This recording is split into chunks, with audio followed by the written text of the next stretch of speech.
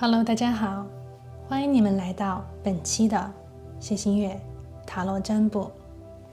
那今天呢，我为大家带来的这一期占卜主题是要来连接一下你的下段爱情。今天呢，我想通过连接宇宙的能量来帮大家具体连接你的下段爱情的具体信息，以及来自宇宙当下给你的指引和提示。那么这一期的占卜呢，尤其要送给当下呢是单身的朋友，或者是说当下你希望遇见你的爱情，你在寻找着你的真爱。我们今天呢就会来通过这样子的一期连结，来为大家寻找到这个你的下段爱情具体的能量，以及包括你下段爱情会遇见的这个他。所以呢，如果你对今天的占卜感兴趣的话呢，我们就来进入到今天的选牌环节。今天的选牌呢，和往期一样，我呢也是提前的帮大家收集了一下你们的能量和信息，然后呢把它们分别放在了你面前的这3副不同的神谕牌卡里面。那我们呢从左往右依次是第一组、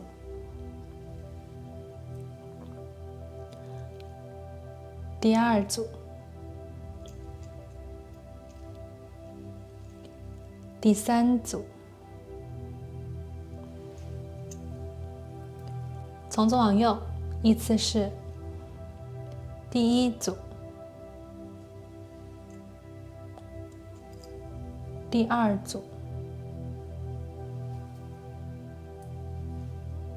第3组。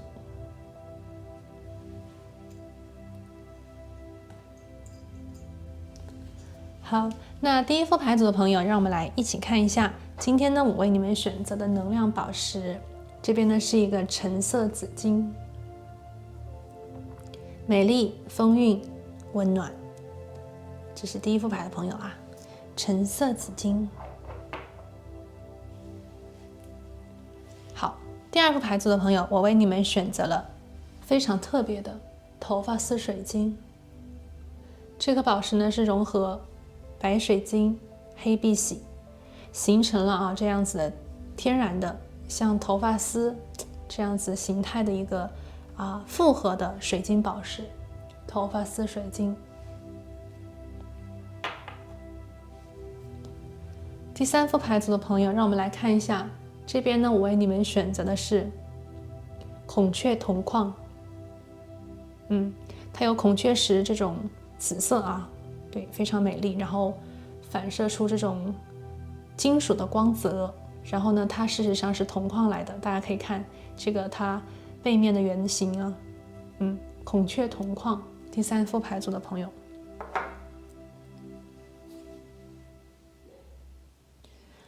好了，那为了方便呢，你们可以跟每一副牌的能量进行一个好的能量上的连接。接下来呢，我会建议你跟我一起做一个简单的冥想。好，让我们一起闭上眼睛，深呼吸。我们来连接一下宇宙的能量，然后呢，让我们一起来问宇宙：宇宙，请你告诉我，我的下段爱情会是什么模样？这个爱情对象它的特质有哪些？宇宙当下能够给我如何的提点关于我的下段爱情？感恩宇宙。好，深呼吸，睁开你的眼睛，看向你面前的这3副不同的牌组，用你的第一直觉去感应一下，究竟哪一副牌组，或者是哪一颗能量宝石在能量上呢跟自己是有对应、有连结的。那由于我们这边呢是一个大众占卜所以呢有些朋友如果在选牌的时候呢，你觉得比方说一副牌对应在另外一颗宝石啊，你都同时很有感应的话，那么建议大家都听听看，因为呢，有可能你的能量还有信息啊，确实是被分在了2组不同的牌组里面。也就是说，你点开2组都听，也都可以找到跟自己有对应或者是相关联的一些讯息。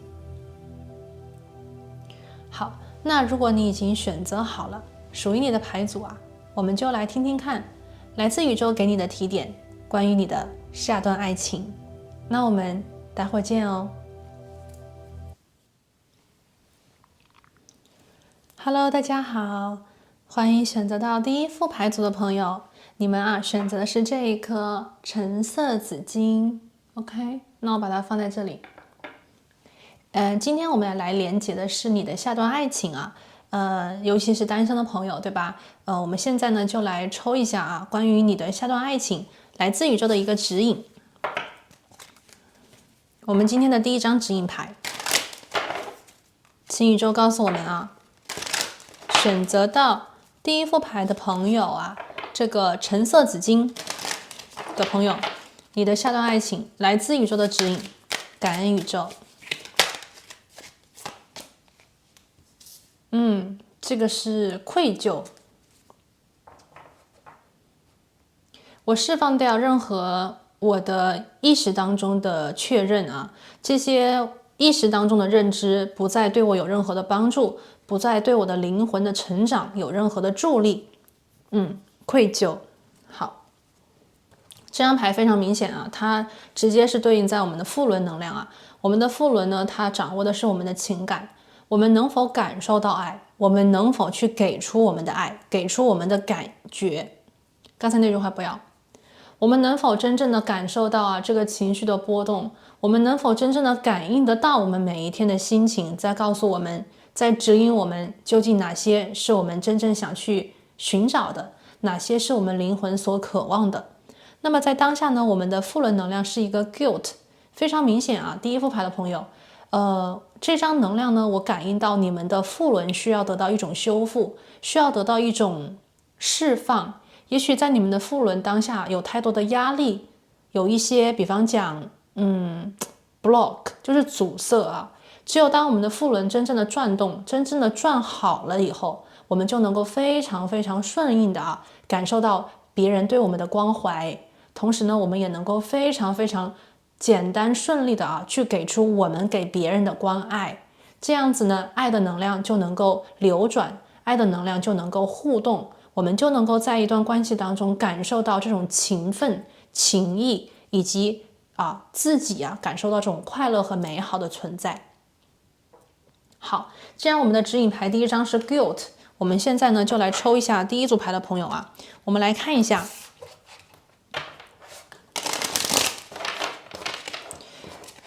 今天要不要做验证呢？还是做一下啊？感觉大家还是对这个验证的能量非常的就是需要啊。好，我们来抽2张牌吧。我们看这个下段爱情之前啊，我们先来抽一下验证。第1副牌组的朋友，关于你们的能量和信息。这张牌是 Moonlight， 这张牌是 Six of Bones。OK， 今天的验证啊，月亮的逆位和这个是 Six of Bones。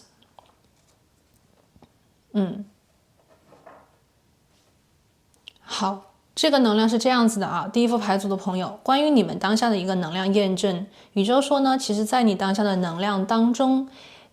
可能有一部分的朋友有一点点不敢去深入的爱一个人，不敢深入的去了解一个人，不敢深入的把自己的真实让别人知晓。因为第1副牌的朋友可能曾经在爱情当中，你们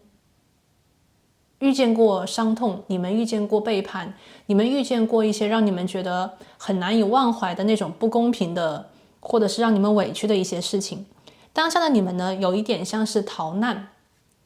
在感情里的逃难者啊，不是说真的逃难，是在情绪中的逃难者。你们逃到一个可能没有太多人知道你，没有太多人了解你的地方。这里呢，既有可能是一个地方，也有可能是一个圈子，也有可能是你把你自己罩了起来，因为你不希望别人看到你真实情感能够爱得有多深，你不知道你不希望别人看见你啊，为了爱可以撞得头破血流的那个自己。曾经呢，在爱情当中，因为伤得很深，痛得很深，流过很多的眼泪，为那个人呢，曾经买醉，或者是说在爱情当中曾经一度的让自己就是深深的下潜潜到非常非常深的地方。可是尽管那个勇敢的自己爱得如此深刻却最后没有看到那个美好的结果，却最后没有得到那个你们心中真正想要的爱情所以说第一副牌的朋友，当下你的能量在告诉我你在用自己的方式疗愈自己，你在一个人疗愈自己，你把自己围起来，你把自己围在一个不会有人真的能走入你心的地方，或者是你把自己放在一个可以不需要真正走心的地方，你只需要去简单的就是礼貌的去打招呼，你只需要简单的礼貌的跟他们相处就可以了。这样子的一个地方呢，让你们感受不到痛，让你们不会受罪，不会受到任何的伤害。当然这个是情感上的，但同样它是一个反作用力嘛，因为你不想去，比方说，或者是不敢再去给出那个真情真意，所以说也很难得到别人给你的真情和真意。当然了，这个能量我觉得第一组牌的朋友，这个伤痛呢，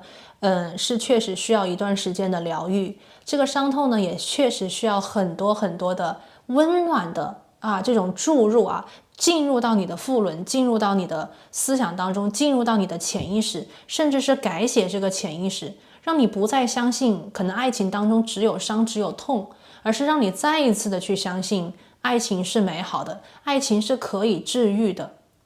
OK， 爱可以就是我们所谓的这个爱情有的时候是真的能伤一个人，伤得很深。但是呢，同样的，当我们遇见真爱的时候，这段爱情的关系也是同样可以大大的疗愈我们自己的，我们也可以去疗愈别人。所以说当下我觉得第一组牌的朋友，我觉得你们很脆弱，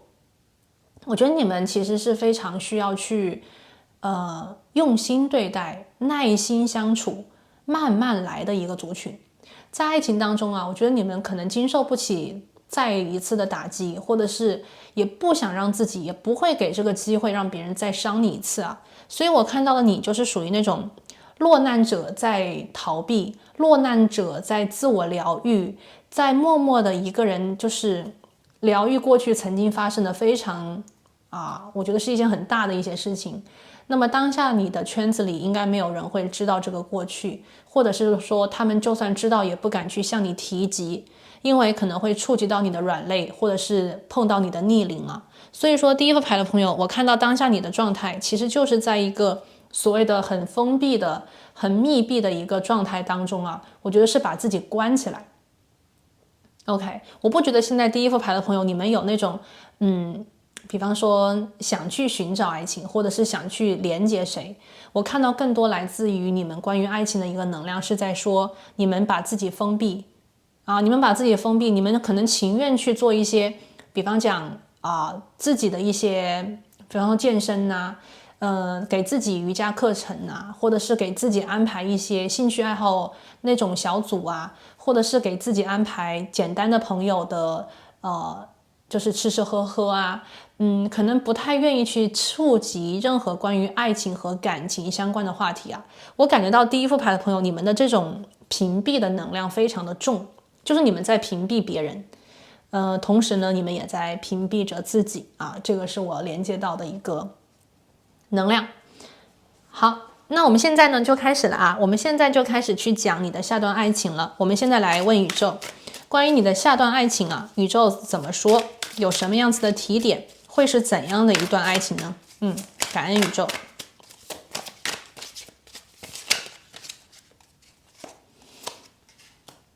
第一张牌，这个是 Six of Spells。好，把牌清一下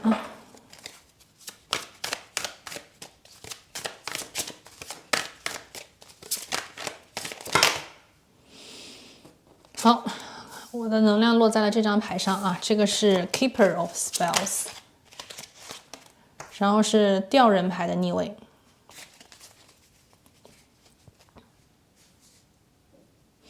哇，第一副牌的朋友，我听到了这个能量在等待。等待，但是却不值得。来，我们看一下啊。当然，这个第一副牌的朋友，你们的这个情感关系啊，其实跟你们的上一段连结，或者是跟你们曾经的一个遭遇啊，是有关系的。来，我们看一下你的下段爱情是怎么回事啊？宇宙怎么说？然后我们这边是一个 OK，Nine of Spells， 非常多的火啊。然后我们这边出现的是，哇，又是火，这个是 Four of Spells。Two of Spells, oh my god， 好多火元素哦。好，我再抽最后一张牌 ，Seven of Challenges， 然后我们这边还落出了一张这个 Vision 9，逆位的2张牌啊。好，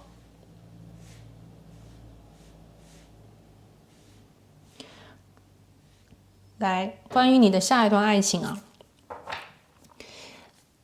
哇，你们的牌底是圣杯2 Vision 2啊。好，这个能量是这样子的啊。第一副牌的朋友，你们的下段爱情究竟是怎么回事啊？来自宇宙当下给出的一些提点啊、指引啊，我们来看一下啊。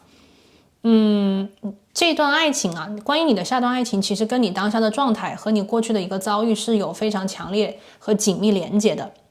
第一组牌的朋友啊，其实我看到是关于你的下段爱情，其实是可以非常成功的。而且你在下段爱情当中将遇见一个非常爱你的人，哇，这个人真的是啊，非常非常爱你。这个人对你就是有绝对的那种喜欢，就属于那种他对你的热忱，他对你的热烈啊，绝对能够打动你的心啊，真的是能够让你觉得很感动啊，甚至是，所以说这个人呢，他比较多的是疗愈你啊。第一副牌的朋友，这个人甚至可以说他爱你比你爱他还要多，这是一个疗愈你、爱你更多的人。这个人非常的成熟，这个人有可能呢，就是说属于那种非常稳重的啊，让你就是觉得非常有魅力的，或者是说这个人他的那种温暖啊，能够足够的温暖你的心，打开你的心门啊，这个人绝对有这个能力。你们的下段爱情呢，属于一种所谓的新生和创造。我们在这个 Six of Spells 当中可以看见啊，下段爱情你将遇见的他会是你朋友、家人全部都赞同的一个人，你的家人朋友都能够看出来这个人值得你就是珍惜，值得你去把握，这是一个让你家人和朋友都赞赏的一个好男人或者是好女人啊，是这样子的一段感情。所以呢，当这个人出现在你生命当中的时候啊，你的家人朋友会非常的开心，觉得就感觉到是说有一个人能够帮他们照顾自己的小孩了，是这种安心和放心。那么第一组牌的朋友啊，我们今天也会来看，就说这个人他有没有可能是前任呢？还是说这个人是完全新的爱情、新的对象？从当下能量来看，这是一个全新的人，他不是你的前任，他不是过去任何你认得的人，这是一个完全新的对象走入你的生活。他来到你的生活会让你觉得很惊喜，会让你觉得很美好，会让你生活当中充满了笑容，充满了甜蜜，充满了快乐。这个人是一个能够带给你温暖、快乐、笑容的人。如果这个人是一个男性的话啊，第一副牌组朋友，如果这个人是个男性的话，那么这个人他会比较直接的去追求你，或者是说他会以他最大的热忱、最大的诚意啊，来让你看到他是爱你的。如果这个人是女性的话，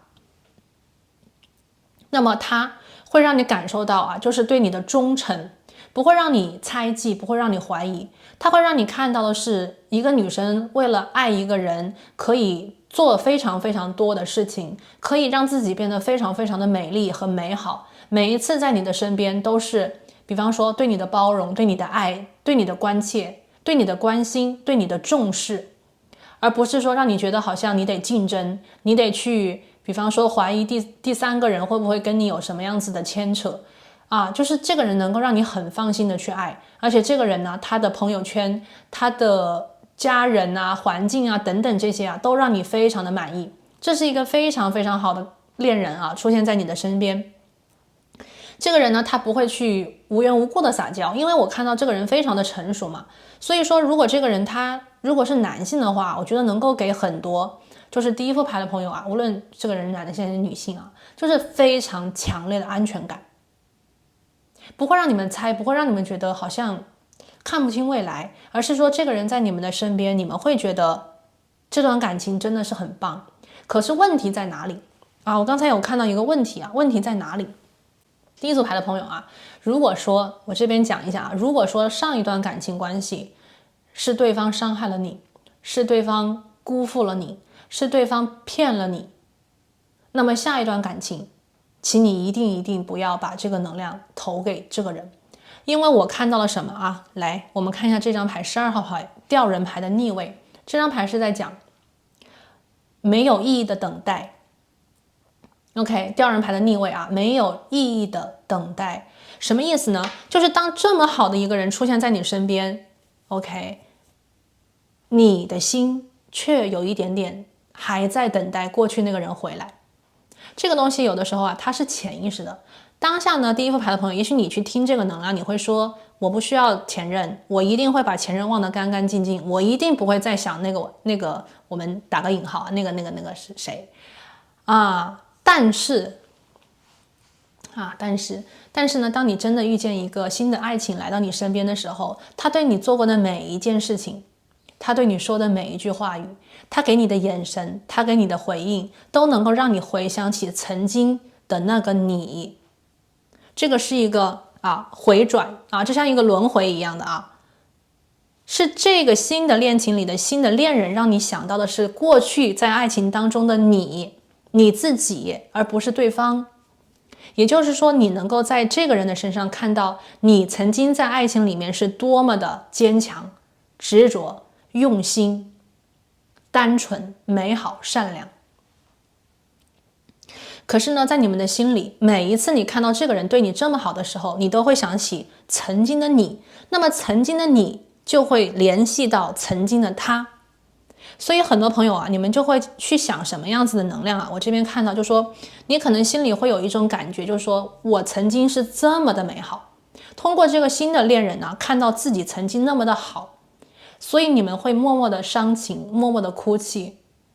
这么好的我，为什么没有得到对方的回应？这么好的我，为什么没有得到你想要的爱情？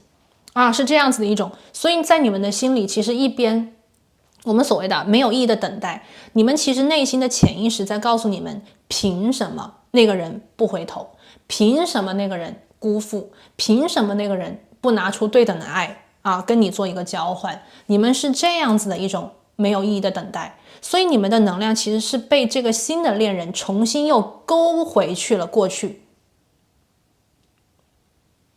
那么这样子的能量需要你们自己啊，我们所谓的打破。我们来看一下啊，我们这里的指引牌是一张 guilt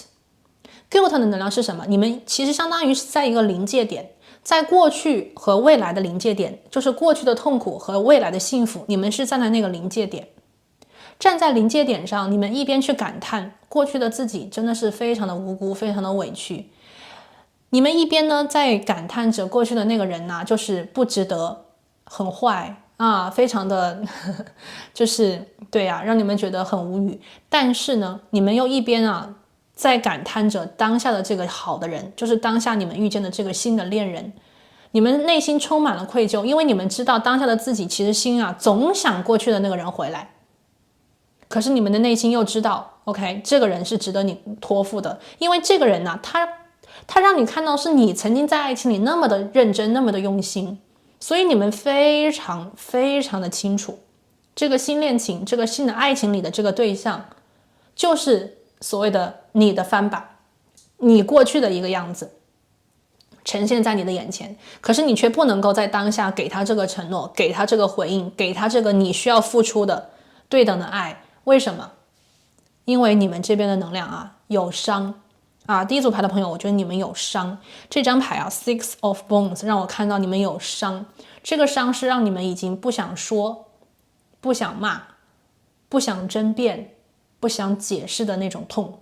啊，所以你们是一种闭上眼睛，让自己就是蜷起来，就是觉得很伤，所以是蜷起来啊，用自己所有的这个身体肢体啊去保护自己的心。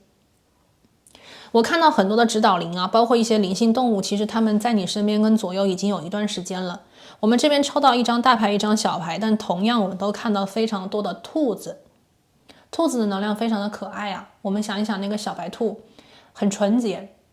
很美好，就像曾经的那个你。我觉得第一个牌的朋友，你们给我的感觉就是你们曾经就是小白兔，你们曾经就是单纯的美好的小白兔，没有任何的杂念，没有任何的私心，去爱了一个人，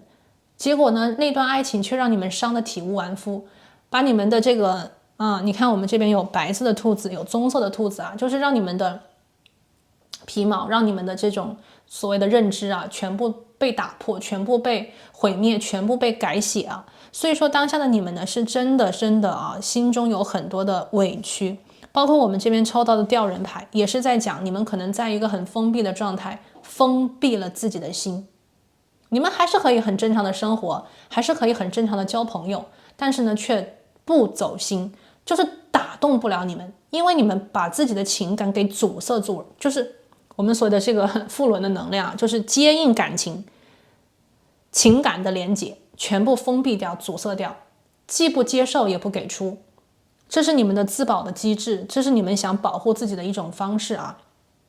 那么下一段感情，我们看到这里啊，牌底是 Two of Visions， 是两个灵魂呢，就是想靠近，是两个灵魂想了解彼此啊。我们这边看到的是一个人在左边，一个人在右边，一个人是红玫瑰，一个人是白玫瑰。那么接下来你们将遇到的下段爱情的这个恋人，他会是以红玫瑰的方式出现在你的身边，带给你最炙热的爱，带给你最美好的，或者是让你最觉得心动的那种爱情的方式啊。而他的另外一个非常大的使命来到你的身边，因为这个人是你的灵魂伴侣，所以呢，他的使命是疗愈你的心，把那个曾经在感情里啊，我觉得是被污浊，或者是被就是白色嘛，就可能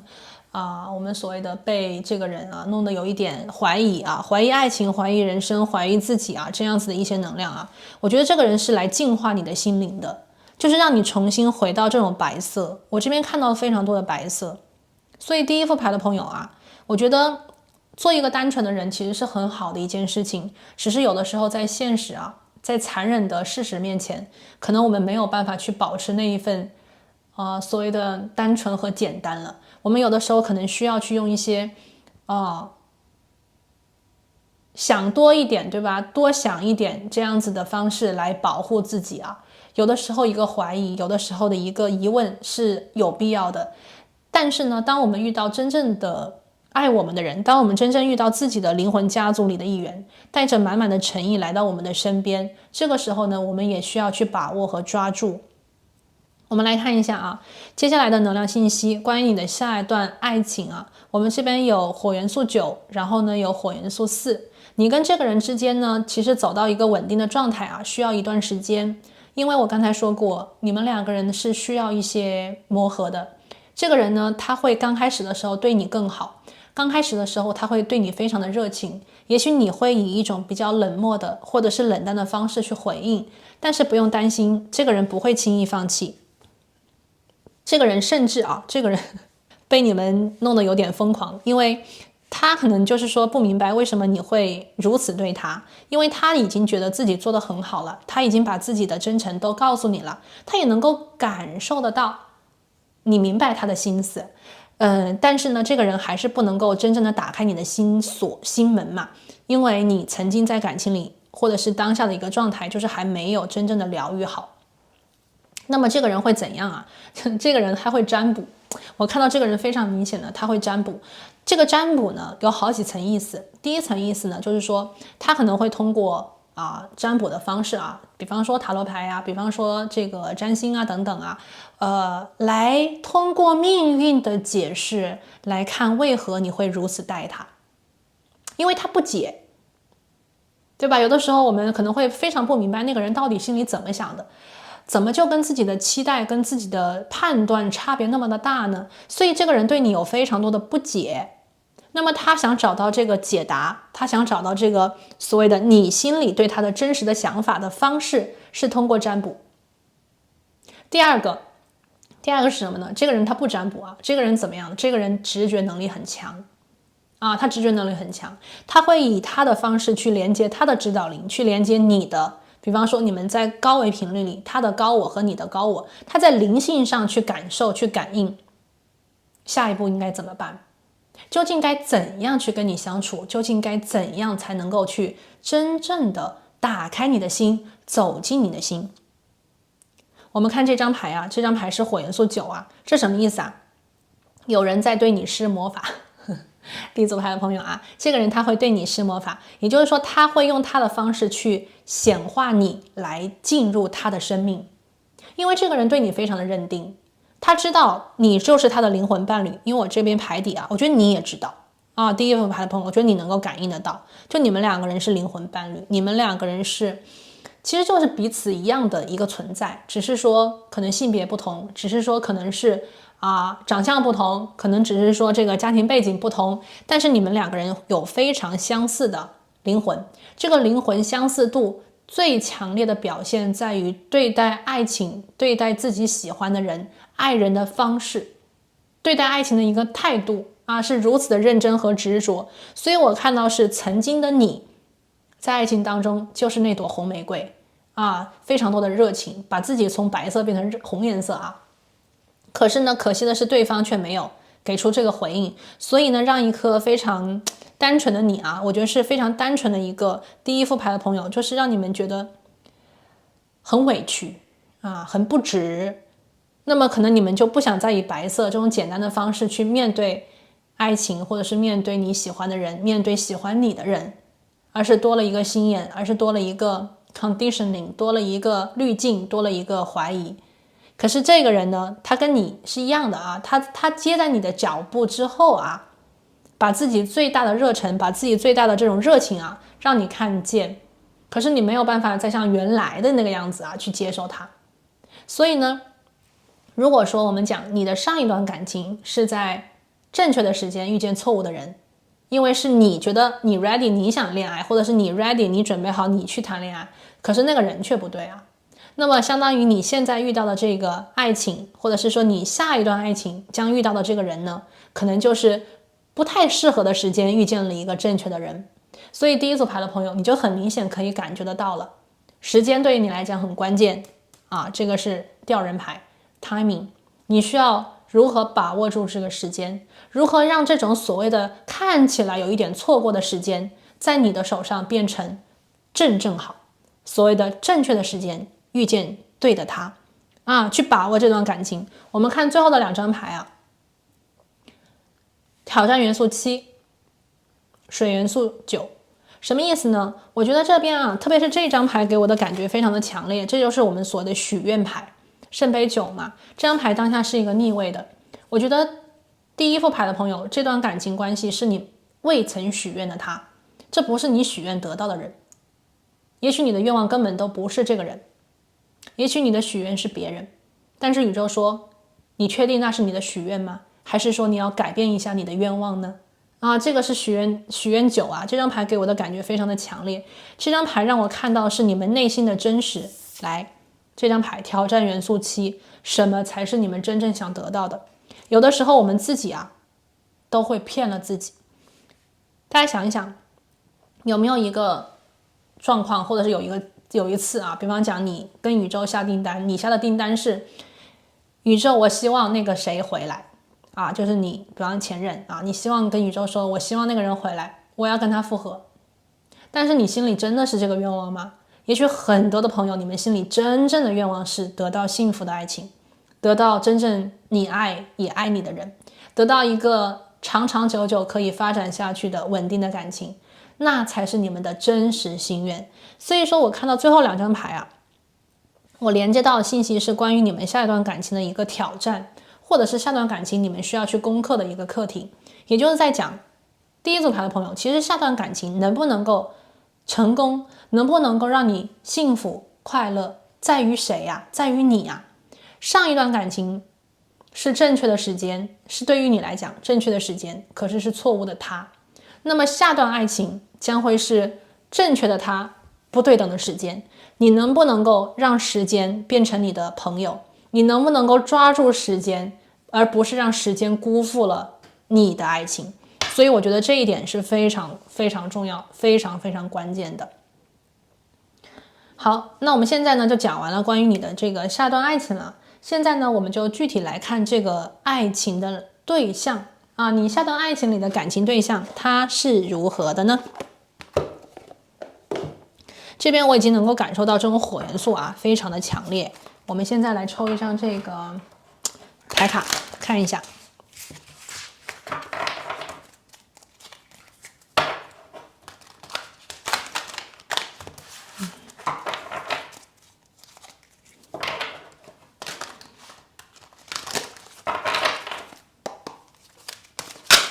好的，这张牌，我们来看一下 Mystic 啊，神秘者啊，哇哦，神秘者，他会揭晓最亲密的连结啊，最亲密的连结，这张牌呢会让第一副牌的朋友啊，我觉得下一段爱情当中的这个对象会让你觉得非常的，就是命运太奇妙了，或者是命运太捉弄人了。曾经呢，你付出所有的人，你曾经以为他是你的真爱，你曾经以为那就是你的爱情。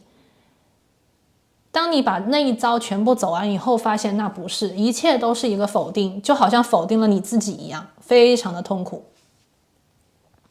接下来你的下段爱情，你将感受到这个人呢，就是属于好像宇宙在跟你开玩笑一样的啊，这个人。新的人降临了，或者是这个新的爱情的对象来到你的生命里，他让你感受到的是，这个人他无条件的爱你，这个人就像是你的一个复制品啊，或者是你的一个复刻的人一样啊，就跟曾经的你一模一样，爱得那么深，爱得那么认真。所以说这张牌呢，让你感受到的是，你不得不去相信一些缘分啊、命运等等啊，这些所谓的 spirituality 以及你的 awakening process。Mystic 神秘者，你跟这个人呢，在精神上其实早就连接在一起，或者是说你能够感受到这个人对你的诚意、对你的真诚，哪怕你在表面给他的是冷漠，哪怕你在表面给他的是拒绝，你都能够感受到这个人他不曾怪你。你都能够感受到这个人对你还是满满的爱，满满的真诚啊！所以说这张牌，我觉得很多第一副牌的朋友，当你遇见下段恋情里的这个对象的时候，你会有一点感叹人生，你会有一点感叹命运啊，你会有一点感叹为什么会是如此和这样。也正是因为这种感叹，我觉得这一切都在召唤着你，或者是指向啊，你需要放手过去。你需要让自己尽快的去疗愈，你需要让自己好起来，甚至是重新下一个订单，甚至是逼自己看清楚这个真相。这个是挑战元素7。你在骗自己什么？你不愿意承受什么？你不愿意接受什么？我觉得是第一副牌的朋友啊，下段爱情将会带给你的一些，我觉得是精神成长，或者是灵性的成长。只有当你勇敢的接受，勇敢的去看清楚真相的时候，你才能够真正的走出上个人、上段感情给你的阴影，你才能够重新净化自己的心灵，净化自己的灵魂，净化自己的所谓的负轮，修复自己的负轮，重新去接受新的人给你的爱情，重新去接受你的爱情啊，这不仅仅是针对这个人了，其实也是你的爱情，对吧？第一副牌的朋友啊，那么这个人的能量啊，火象能量非常的强，狮子座、射手座、白羊座，这个人啊非常的成熟，非常的稳重，这个人的热情啊，他的热度是那种很浑厚的，会让你觉得他是不会轻易散去的感觉啊。好，来，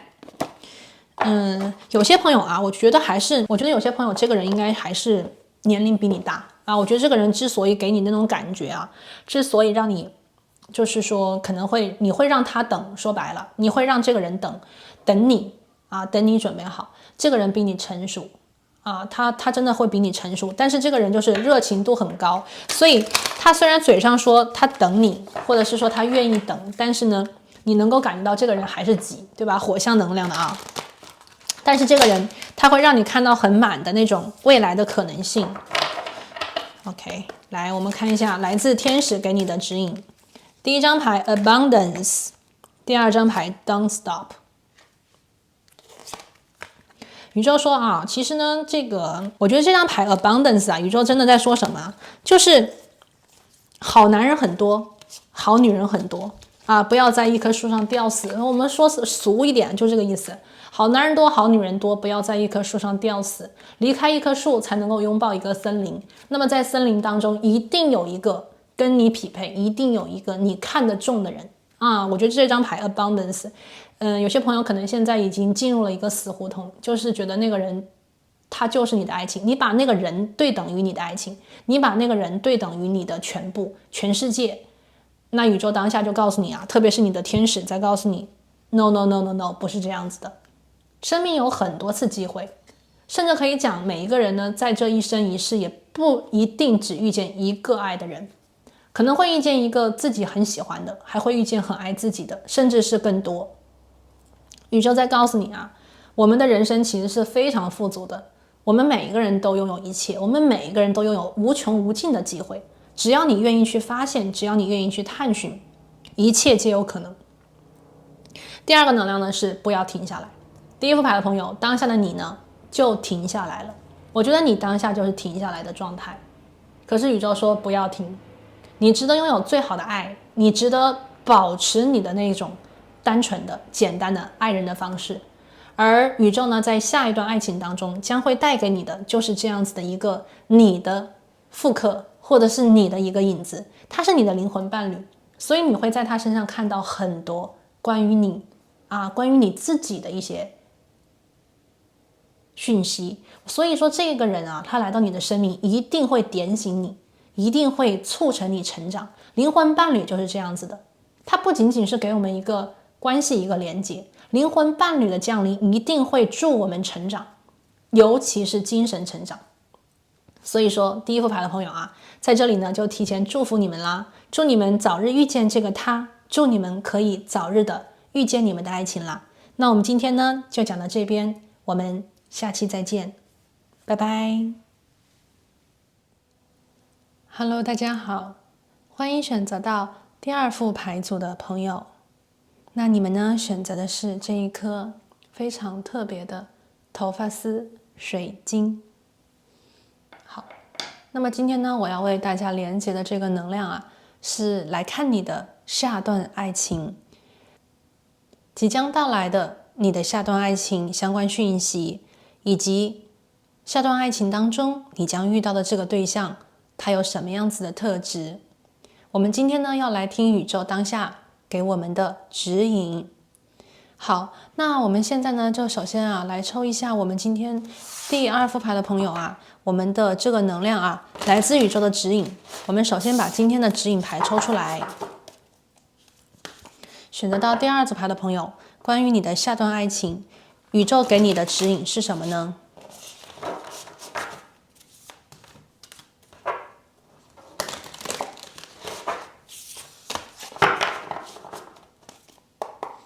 好的，宇宙，请你告诉我们，选择第二副牌组头发丝水晶的朋友，关于你的下段爱情，宇宙当下给我们的重要提点是什么呢？44号牌 The Box， 这是一个方位，这是一个地点。好，我们这边啊一个盒子。这边啊，我觉得第二组牌的朋友，盒子呢，其实它的能量是非常，就是在我们生活当中，其实我们随处可见，但是呢，我们未必能够分别或者是识别它。比方说，我们从小到大啊，从出生开始，就有很多的规则，就有很多的教条，就有很多的，比方说规范，或者是别人希望我们怎样。或者是别人告诉我们什么是对，什么是错，这一切呢都开始啊一层一层的叠加，然后呢最后啊形成了我们当下对整个，比方说自己对这个正确，对比方说所谓的这个好啊这些判别和认定，就如同我们的信仰，就如同我们的认知。那么这个盒子呢，它既可以保护我们某种程度上，对吧？但是同样呢，这个盒子啊也会限制我们。所以呢，这个盒子出现在我们的这个能量里面啊，第二组牌的朋友，我感受到你的下段爱情啊，要么呢，它会是一个比较传统的，比方说门当户对的，比方说父母亲介绍的，比方说是大家眼中的完美，那么就要看你心中对他的判别和认定了。要么呢，这段感情将要去帮助你打破一些你现在生活当中的一些束缚，或者是这段爱情会激发你，鼓励你去真正的做自己，犹如你当下在这个盒子的中间，太多的层面，太多的 layers，就是会把你给限制住，犹如在这个牢笼当中。可是呢，牢笼之外啊，有非常多美妙的颜色，红色、黄色、蓝色、绿色，这些颜色代表着生活无限的可能，代表着你心中的欢喜啊。那么这些能量呢，将通过下一段的这个爱情的降临啊，把你拯救出来。所以我们等一会儿就来具体的连接啊，关于第二副牌组的朋友，这个盒子究竟是所谓的能够让你在这个盒子中间看到一个满意，还是说下段爱情是把你从盒子中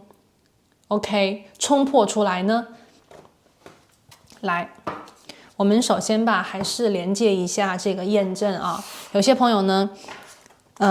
在留言当中呢，还是会觉得有验证比较好，所以呢，我们就还是验证一下啊。我们不会抽很多，我们就抽2张塔罗牌，让我来看一下第二组牌的朋友啊，关于你们的能量，来自宇宙的指引是在怎么说。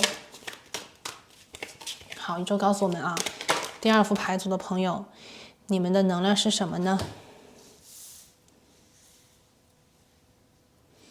我们今天的验证啊，来，第一张牌太阳牌的逆位，第二张牌宝剑4的逆位，第三张牌圣杯6的正位。哇 ，OK， 这个能量啊，关于第二副牌组的朋友啊，在爱情当中啊，你的一个能量展现当下是如何的情况呢？说直白说简单一点啊，我觉得现在很多第二副牌的朋友，你们在不满意当下，然后呢，通过一种过去的美好慰藉当下的自己。什么意思呢？你们现在属于那种羡慕别人的状态。有一部分的朋友可能是因为单身了很久，一直都没有遇到所谓你心中的爱情，但是呢，从比方说你的朋友，比方说这个电视剧集啊，看了很多使你感动的故事，或者是看到很多让你羡慕的朋友圈啊等等哦，你可能会非常非常的怀念，你很怀念，就是说可能小时候啊，你是一个很勇敢的人，或者是说你童年的时候曾经遇到过一个你喜欢的人，但是呢，长大以后在这个生活的比方说规范之下，很多时候你可能都比较的保守，很多时候你都会去听父母的话比方说让你的这个亲朋好友满意说你是一个很乖的孩子，对不对？然后呢，你没有让他们失望你是他们眼中的希望等等你在这样子的一种保护之下成长得很好。但是呢，与此同时可能你心里总是有一些遗憾。这个遗憾呢，就是你不曾真正的冒险过，你不曾真正的爱过，你不曾真正的在爱情当中，我们所谓的撞得头破血流虽然说有的时候我们在讲爱情的头破血流，可能不是什么好事也不是什么好词，但有的时候呢，生活当中可能我们有一部分的自己我们所谓的这个野性，或者是我们的这个本能是希望能够随心所欲的，是希望能够去释放的，是希望能够去表达自我的，对不对？无论这个爱情里的对象他是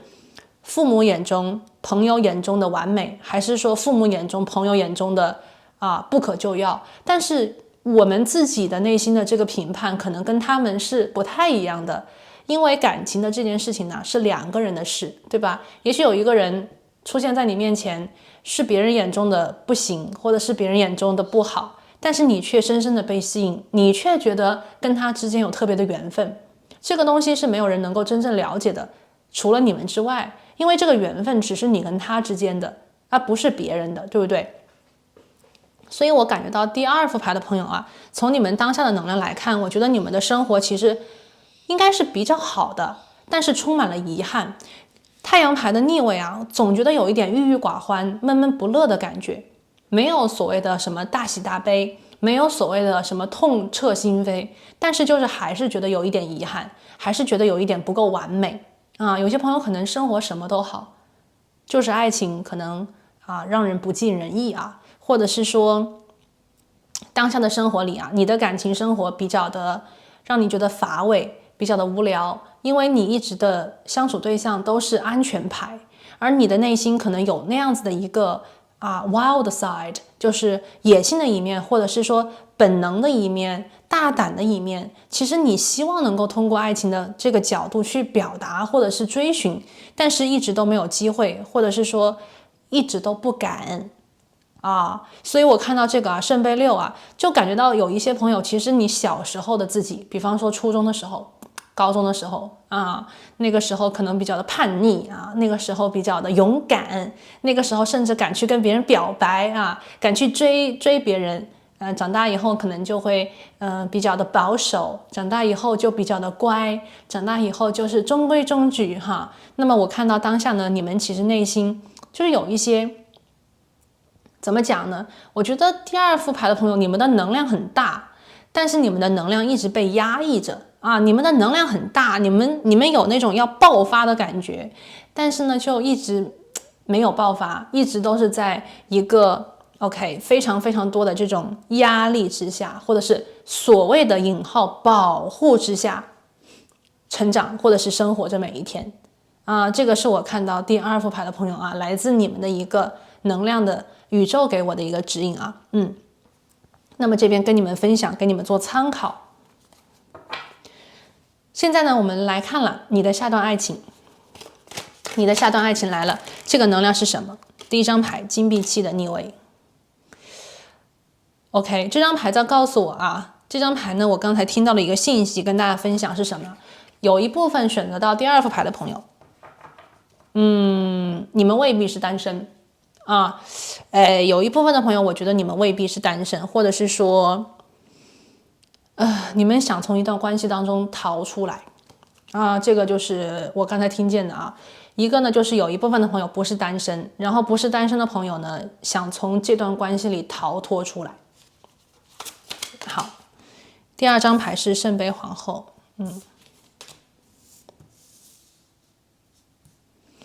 你的爱情来了，我们看一下宇宙给的指引是什么？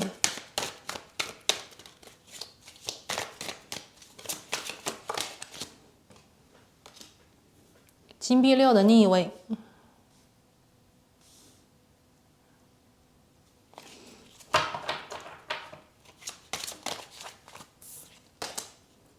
愚人牌，哇，好。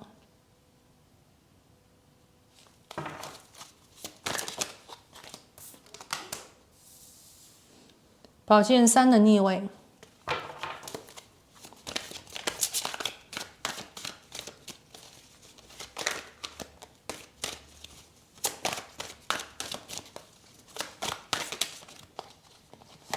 圣杯侍者的逆位，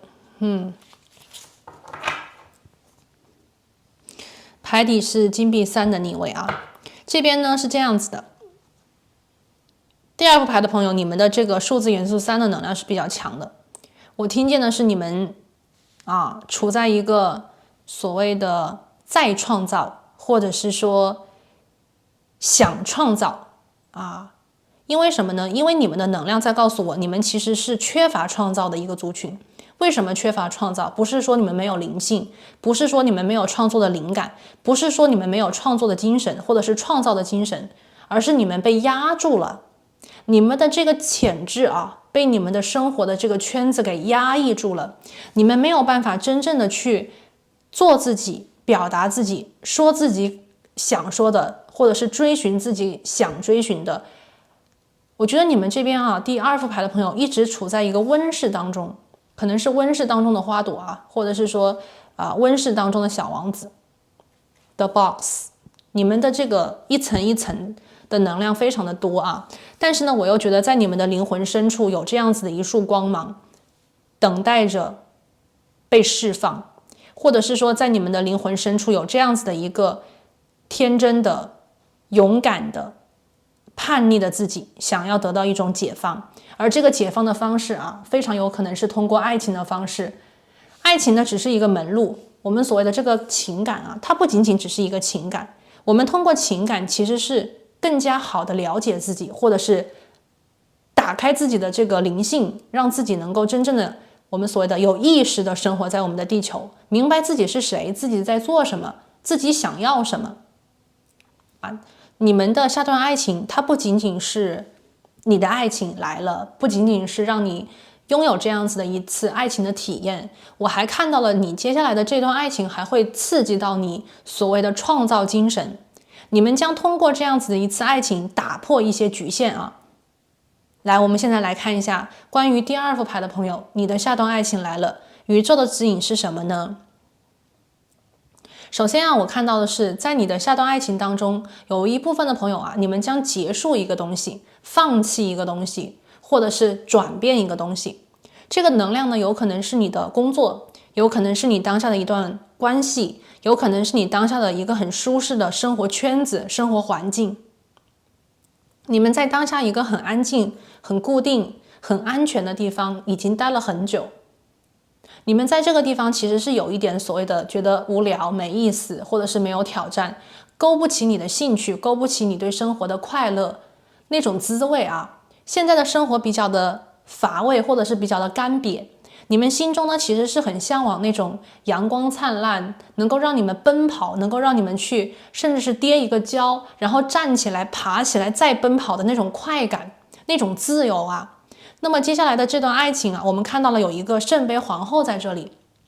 圣杯皇后的能量呢，我抽到它的时候，我听到宇宙在告诉我，你的下段爱情将直击你的内心，直击你的灵魂。意思就是说，你会对这个人呐，非常的喜欢，你会爱上他，你会觉得自己从来就没有遇见过这样子的一个人，使你如此的心动，使你如此的感动啊，甚至是可以这样讲。因为我看到是你的下段爱情当中最重要的一个能量，就是让你的心轮打开。一个人呐，什么时候才能够充满力量？是当这个人充满爱的时候。当然了，有的时候我们也会说，当一个人内心充满恨的时候，他就会力量无比啊，力大无穷。这个能量其实我们辩证的去看，一个人如果没有爱，其实他没有所谓的恨。只有一个人有足够多的爱，或者是曾经爱过，但是却爱而不得，这个时候这个人可能就会内心啊开始出现这个反面的能量，就是爱的对立面啊，就是这个恨的能量。但恨它还不是爱的对立面，因为爱的对立面是冷漠。所以我看到是什么呢？是那种所谓的爱而不得，想爱却爱不了，想爱和爱不到，所以才出现了这种恨啊。所以说我看到这个圣杯皇后的能量呢，宇宙在告诉我，其实第二副牌的朋友啊，你们可以确定的是，下段爱情你们将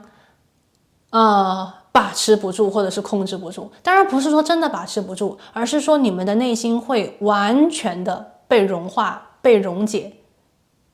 被臣服，因为你真的喜欢他，你真的爱他。甚至在这个地方我看到更多的水元素战胜了火元素。什么意思呢？就有的时候我们可能喜欢一个人啊，会比较想得到他、占有他，这个时候更多的是一种欲望，是一种占有。但是有一种感情是属于那种几乎都不需要占有的无条件的爱，那是一种爱的释放啊。就好比说妈妈对女儿啊，爸爸对儿子，就有那种爱的能量，不需要说 OK 我一定要得到你的什么回报，而是说我无条件的就想给你，无条件的想帮你。那么下一段感情有同样的味道啊，意思就是在讲第二副牌的朋友啊，你的下段爱情来了，你就会发现你几乎都不去索取的啊，你几乎都不去索取的意思是说，你觉得因为这个人的存在，因为你遇见了他，所以你想把自己最好的一切都能够给他，或者是说能够让对方变好，因为你是爱他，这不是情欲，这是爱。啊，这是爱。所以我看到在这种能量当中啊，宇宙在讲你的下一段爱情啊，其实会让你们的关系稍稍有一点不是特别的平等和平衡。这个不平等和不平衡是为什么呢？我看到了啊，就是在讲你们两个人呢，其实是有一个人啊，对另外一个人的爱很多，这个人应该是你。第二副牌的朋友啊，我觉得你们有可能生活的圈子，或者是说你们从小到大成长的一个环境，都是别人对你的爱比较多，或者是说你是一个非常幸运的宝贝，很多很好的事情，很幸运的事情啊，都是直接降临在你的身上，你不用太去努力，或者是你不用太去索取，也不用去争什么东西啊，就是一切都是在你这边的。可是呢，在你的下段感情或者是下段爱情来了以后啊，你就会发现，你想无条件的爱对方，甚至你不计回报，你不去计较所谓的谁给的多，谁给的少。我们在感情里啊，有的时候会说，这段感情我们要来看一看啊，你们两个人是不是相互对等的，是不是你付出了多少，我大概也付出这么多，大家心里都很平衡，大家都很稳定。但是呢，有一种感情啊，根本就没有所谓的平衡。有一种感情一开始就是失衡的，而且可能会一直失衡下去，直到有一天，可能另外一个人觉醒了，开始我们所谓的奋起直追，然后让这个天平一下子平衡下来啊。也有这种比较精彩的，或者是比较激动的这种爱情存在啊。那么第二组牌的朋友，从当下的能量来看，我看到的是你爱他比他爱你要多很多。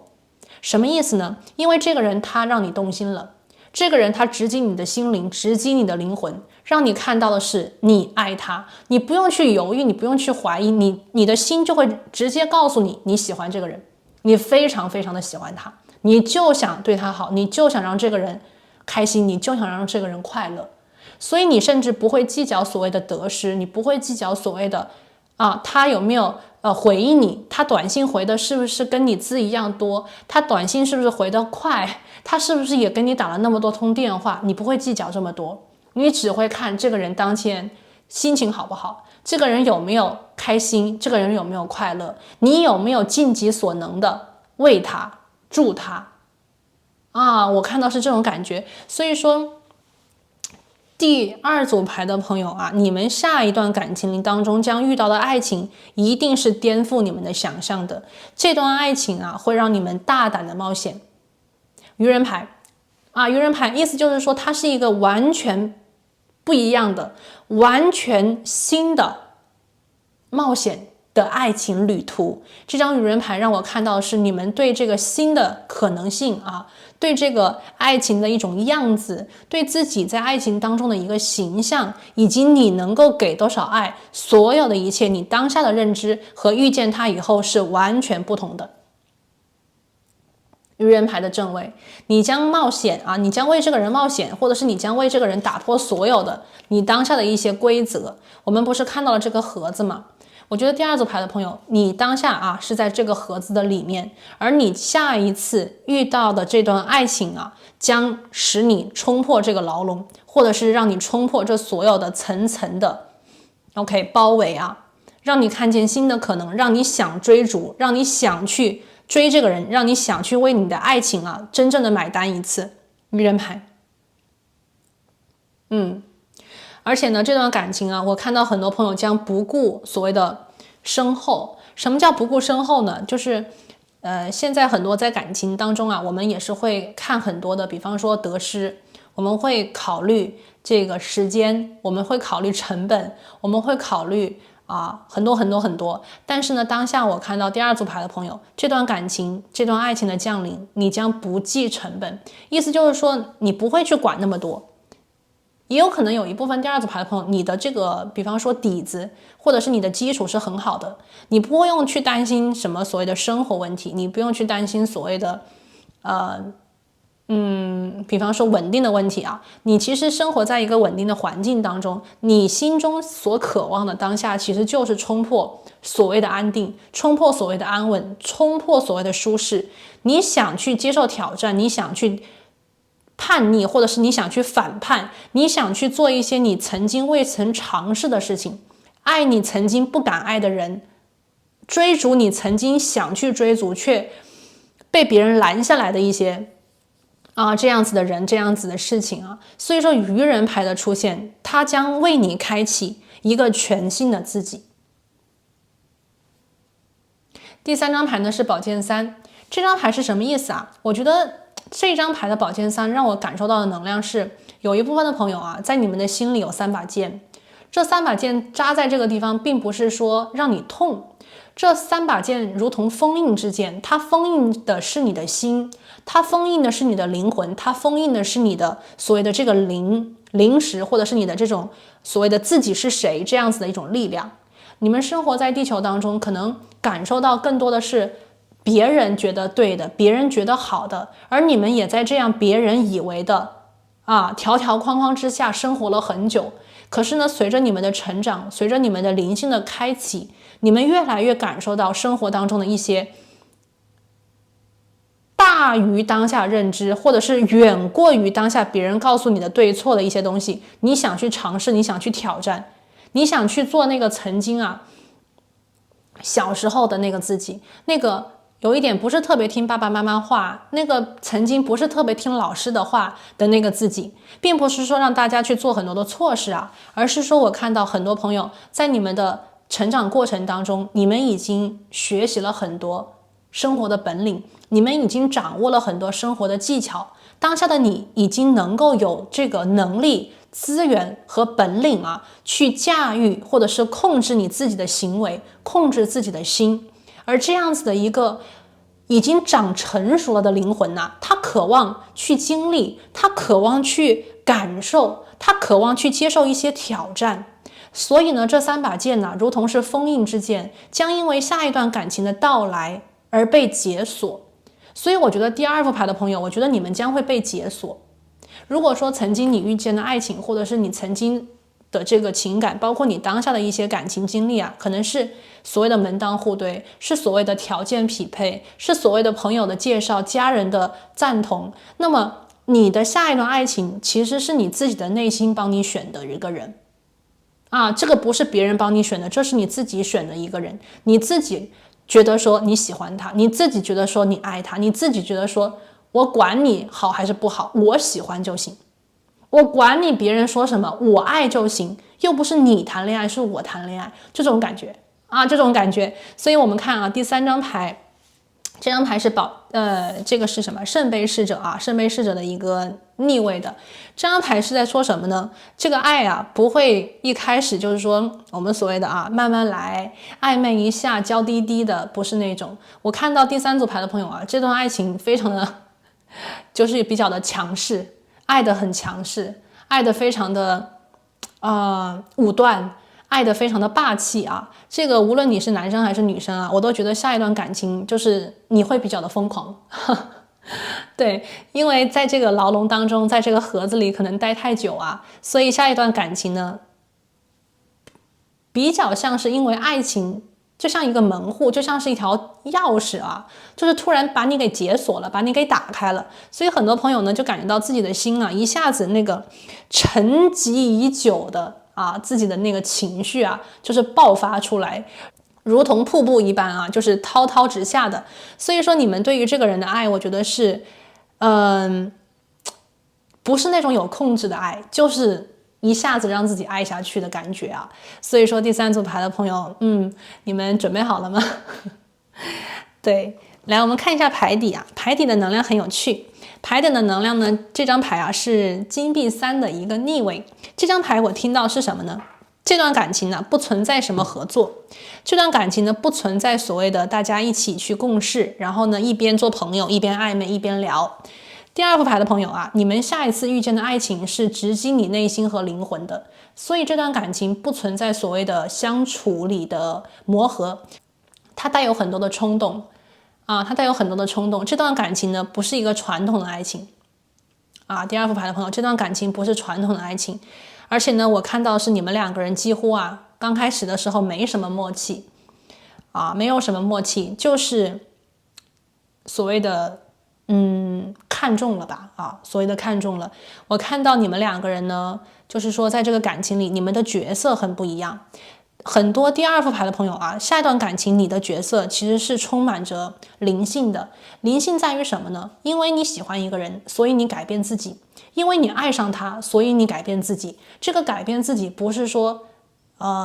把自己不要了，这个改变自己是你开始为自己活，你开始为自己去创造自己，你开始去做一些你曾经想做、曾经喜欢做、不敢做的事情。刚才我说过啊，这段感情它不仅仅是爱情而已，这段感情、这段爱情的来临，其实是让你们真正的开始为自己生活，为自己而活。所以这段感情呢，不能说他是受益者，因为我这边看到是你爱他很多，对不对？那你们可能会觉得说，那他好划算哦，他得到好多我的爱。但事实不是这样。我看到第二副牌的朋友啊，下一段爱情其实你的受益比他更多。因为什么呢？因为你因为这个人的出现而选择了一条灵性之路，因为这个人的出现而你开始真正的明白了，你的意识变了，你开始懂得了什么才是你自己，你是谁？这是一个非常非常厉害的问题。一旦你开始明白这个问题以后啊，我们所谓的人生就不再是以前的样子，而你也不再是从前的那个自己，你如同一个长熟了的灵魂，或者是长熟的种子啊，就是要去伸展，要去渴望这个新的地方，或者是新的领域、新的泥土去滋养你。因为我看到很多第二组牌的朋友，你们渴望成长，你们渴望变化，你们渴望冲破这些牢笼和束缚，你们渴望自由，你们渴望精彩，你们渴望的是飞翔。所以说这个啊，第二组牌的朋友，你的下段爱情啊，这个人他能够满足你，或者是说他是你的一个机缘，成就你啊。好，我们来看一下关于这个下一段爱情的对象，是什么样子的人让你如此心动呢？我们来看一看。我还是会觉得这个人水象能量比较多啊。我们这边也出现了狮子座，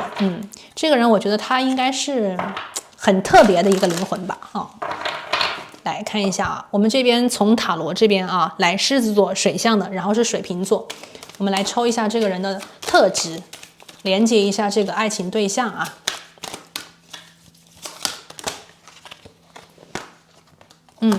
我这边看到了这两张牌，来。我们来看一下啊，第一张牌呢是 Rescuer 拯救者，第二张牌呢是 The Queen 皇后啊。那么这个能量在告诉我啊，这个第二组牌的朋友，你们下段爱情将遇到的恋人是个成熟的人。我们先来讲一下这个皇后啊，皇后的能量我要怎么讲呢？皇后的能量大家怎么去看啊？它是跟公主相对应的。OK。公主和皇后她们有什么区别啊？公主年轻，对吧？皇后呢是这个上一辈，皇后很成熟，皇后呢是有权力的，皇后是有这个权威的，她能够去做决定，她能够有这个实权。公主呢是一个温室的花朵，公主呢相当于是一个年轻的貌美的一个人啊。那公主呢很多时候可能比较的无辜，比较的单纯，比较的可爱，而皇后呢却很有智慧，皇后呢充满着爱。他的爱不仅仅是爱他自己，他的爱呢也爱他的臣民，爱他的百姓。所以皇后的能量是一个成熟稳重的个性。这张牌是说啊，她是散发出真正的那种女性的魅力，对吧？然后呢，用她的慈悲，用她的这种慈祥温柔的权威性或者是爱啊，去保护别人。所以说这张皇后牌啊，我看到的跟我们这个抽到的圣杯皇后的能量应该是相对应的非常好的。那么第二组牌的朋友，接下来你们将遇到的这个人啊，如果她是女性的话 ，OK， 如果这个人是女性的话，这个人会非常的高雅啊，就是我们所谓的贤妻良母啊。那这个人是非常适合做妻子的一个人，非常的有智慧，非常的大爱，不小气啊，不小家子气，而且呢不扭捏。这个人气质非常的端庄，非常的高雅，甚至说这个人呢，他有他自己的，比方说生活的一些圈子，他生活的资源，甚至这个女性她还有她自己的一个非常独立的个性啊，判断能力呀，思想能力呀，非常的优秀。如果这个人是男性的话啊。如果这个人是男性的话，他非常的有个性，这应该是一个非常成熟的有魅力的男人啊。因为这个皇后的能量对应的就是国王了，这个人他有自己的权威性，也就是说他的权威是比较让人觉得没有办法轻易改变的那种稳定。男性的能量啊，他的稳定，他的成熟在于说他自己已经明白自己怎么回事，他不会因为别人而变，他是自己去变，所以这个阳性的能量是很强烈的。第二个，如果这个人是男性的话，我能够感应得到是什么呢？这个人让你看到他的高大，他的这种我们所谓的男性的魅力啊，就是展露的非常的好。你可能会觉得这个人他是一个魅力散发的人，尽管这个人在刚开始的时候可能对你也不一定就那么感兴趣啊，你们有这种巧遇的能量，但是呢，这个人却能够让你留下深刻的印象。这个人无论是颜值、气质，还是这个人的谈吐，或者是他的一些细节啊，就是能够让你忘不了啊，让你就是思念，让你就是想他，让你想要去靠近他，了解他，知道这个人是怎么回事，去了解这个人的情感背景，因为你爱上了他，对不对？如果这个人是男性的话，他应该是一个在工作当中啊非常凸显的，或者是一个非常成功的人。因为这个人呢，在生活当中，他不仅仅是自己有能力，自己很强，他还能够去带领团队，或者是他能够影响别人。这个人是一个能够影响别人的有魅力的成熟的男性。所以很多女生啊，如果这边你是女生的话，那么你遇见他以后，可能就是会对啊，就是动心啊，动心的非常厉害啊。所以这个人他能够让你无比的勇敢，让你无比的想去挣脱，改变当下的一个局面。第二张牌啊，我们这边抽到的是 Rescuer， 这个是拯救者。他说的是提供力量还有支持，然后呢，尤其是在这个危机当中。然后呢，这边还有一句话啊，跟我们刚才讲的非常像，他说的是能够去用爱去爱一个人，就是说行为是爱的行为，是爱的表达，并且不计回报。不计回报的去爱一个人。那么这个 rescuer 给我们的感觉是什么呀？就是说这个人对于第二组牌的朋友啊，他绝对是你的拯救者，对吧？他拯救的是你的灵魂，对不对？他拯救的是你的灵魂。那么这个人呢，我看到是尽管他在我这个跟大家说一下啊，我连接到能量第二组牌的朋友，你们的下段爱情的这个对象啊，他是一个外冷内热的人，非常的强烈，外冷内热。他表面可能是有一点点淡淡的感觉，他表面可能是有一点冷冷的感觉，但是事实上这个人呢，心地非常的善良。这个人呢，他其实是特别有爱心的一个人。他的这种好，他的这种魅力在于说，他不会因为对你有偏爱，就比方讲，在爱情当中，我们喜欢一个人啊，这个无论是荷尔蒙还是化学反应，我们可能都会对这个人更加的有感觉，都想对这个人更加的亲密。但是这个人啊，他是那种在爱情当中，在这个同事朋友当中，他不会说只是看向爱情，他知道爱情是很重要的，他知道爱情是非常非常特别的，但是他的这种爱有大爱。他不仅爱的是爱情对象当中的你，他也会爱他的朋友，爱他的家人，爱他的宠物，爱他周围的一切，爱他自己。这是一个自尊自爱的人，他非常的独立，而且呢，他之所以能够去拯救别人，是因为他自己足够的坚强。他自己足够的坚强，甚至可以说这个人曾经他救过他自己，他充满了疗愈的能力。我们这边圣杯皇后，她是一个既能够疗愈别人，也能够疗愈自己的人。而你们遇见她的时候，她已经疗愈好了自己，她已经知道这个情感的商路是如何走过来，应该如何走过来。她是一个把自己活得很清楚、很明白的人，所以她成熟，她稳定，她有这种皇后和国王的特质，给人的感觉很高大，值得人去尊敬或者是敬佩。那么他同样也会来拯救你。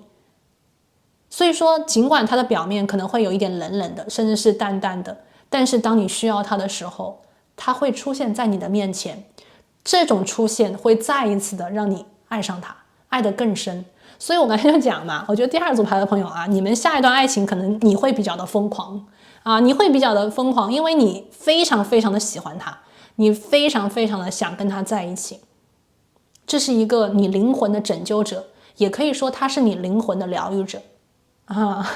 好，来我们放这里啊。那我们的星座能量啊，刚才已经跟大家讲过，再重复一遍啊。水象星座的这边有天蝎、双鱼和巨蟹，对吧？水象能量肯定有了。然后这边还出现的是狮子和水瓶。好，我们来看一下天使给你的讯息，关于你的下段爱情。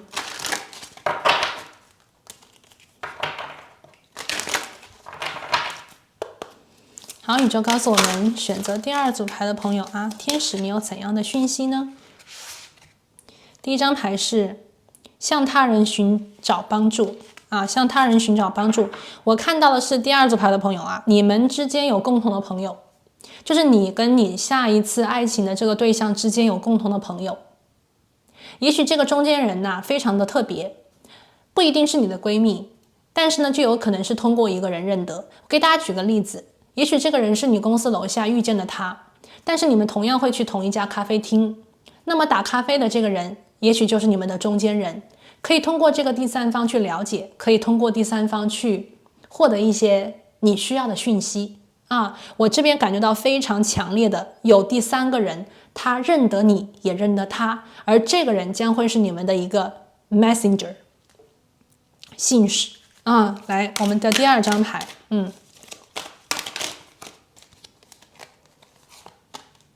第2张牌是 No。这张牌啊，对应的是关于这个第2组牌的朋友，我觉得你们内心啊，如果有什么疑问的话啊，如果你内心有一个疑问，在你潜意识当中停留已久，那么这个答案，你的天使告诉你的是否定的答案。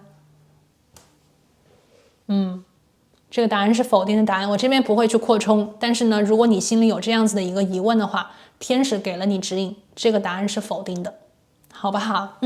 好啦，那这里呢就是我们今天连接到所有的讯息和内容啊，关于你的下段爱情。所以说在这里呢就提前祝福第2组牌的朋友，祝福你们可以打开自己的心，祝福你们可以重新认识到自己的灵魂，它的可爱，它的美好。那我今天呢就讲到这边，我们下期再见，拜拜。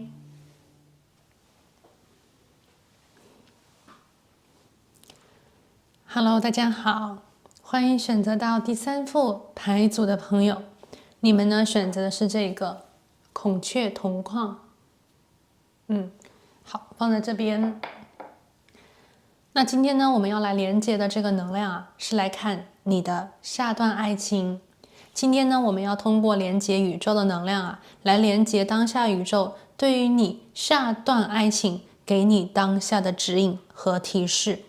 我们会来看你下段爱情具体会是怎样的一个形态，也会来连接下段爱情当中你的这个恋爱对象，它有怎样的特质，来自宇宙的提点分别是什么呢？好，那我们现在呢就开始。首先呢，我们来连接一下关于你的下段爱情，来自宇宙的指引，来自宇宙的提点是什么呢？感恩宇宙。好，宇宙告诉我们第3组牌的朋友，你的下段爱情是什么？银突月。你离你的目标已经非常近了啊！你已经马上就要完成你的目标，实现你的心愿了啊！这个是银突月的能量啊。好，接下来我们来看一下啊，这张牌呢，其实我会感觉到有些事情要发生，有些事情呢，它已经能量蓄积到了一定的程度。而第3副牌的朋友啊，如果你有在运用宇宙的这个能量，或者是世界吸引力法则显化你要的爱情的话，那么非常有几率的是说，这个显化即将完成，这个显化即将变成真的啊！我们所谓的心想事成，一件事情啊要进入到高潮，一个能量的周期要进入到它的爆发点啊，也就是我们所谓的满月。银突月的这个月相呢，是从新月啊、上弦月，然后银突月，最后到满月。所以说这边第3组牌的朋友，满月的能量离你很近，你离这个 conclusion， 你离这个终点，你离实现目标，你离这个所谓的 destination 都非常非常的近。我们来看一下啊，我们来连接一下第3组牌的朋友吧。我们来看一下今天的能量验证啊，我们来连接一下关于你的能量信息。我们这边还是要稍微验证一下，很多朋友在那个留言下面啊，还是有说，就是说关于验证的一些需要啊，所以说我们这边还是来抽2张牌，看一下第3组牌的朋友，当下呢你的一个爱情能量，好吧？好的，宇宙告诉我第3副牌的朋友。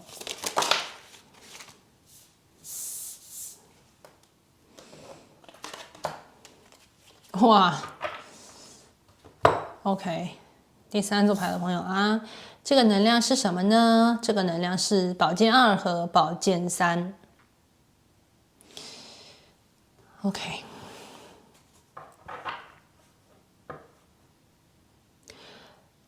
OK，right， 那我现在就来说一下啊，这边我听到关于第3副牌的朋友，关于你们的一个能量信息。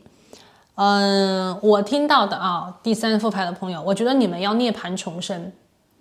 这个涅槃重生是说你的下段爱情啊，会随着你上一段感情的结束而展开。你们当下如果说心里有一个人啊，我觉得大多数的朋友啊，尽管你们这边可能是单身的状态啊，但是呢，你们的心里有一个人，你们的心里住了一个人。这个人当下啊，就是说要么跟你当下还有一些连结，要么呢就是这个人是一个过去的人，但是呢他对你的伤害，他对你的影响非常的深。那么这个人如果当下还在你的生活当中跟你有所连结的话，我看到很多第3组牌的朋友啊，你对这个人就是你们的关系走的不是很顺利。我们来看一下第1张牌宝剑2，